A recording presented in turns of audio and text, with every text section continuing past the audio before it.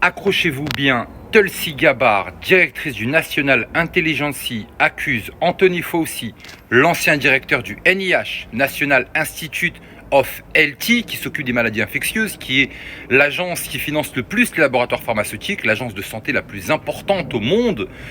Eh bien, la directrice du National Intelligence accuse Anthony Fauci, qui était à l'origine de la gestion Covid pendant Donald Trump, et actuellement, il est sous parjure. Il aurait menti en 2022 en expliquant que les masques fonctionnaient, que les non-vaccinés étaient des dangers, et elle remet en cause la recherche sur le gain de fonction qui consiste à prendre un virus et à le rendre beaucoup plus viral, beaucoup plus mortel, beaucoup plus dangereux sur l'homme alors que c'était interdit, et cela sous la direction de Barack Hussein Obama.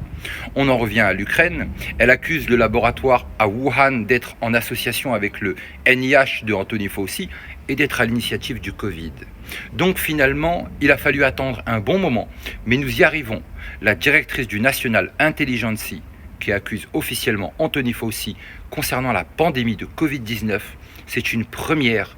Et croyez-moi, c'est une grande porte qui s'ouvre pour de très grands problèmes pour les personnes qui ont comploté en lançant ce virus, en essayant de reprendre les élections sous Donald Trump et de placer Biden avec l'auto-peine. Et ensuite, de maintenant, actuellement, essayer de faire une insurrection aux États-Unis pour déstabiliser le gouvernement de l'administration Trump.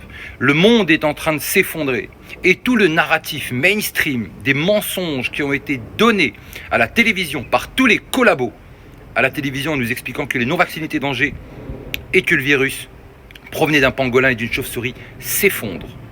Accrochez-vous bien, croyez-moi, comme je vous le dis toujours, on n'est clairement pas au bout de nos surprises.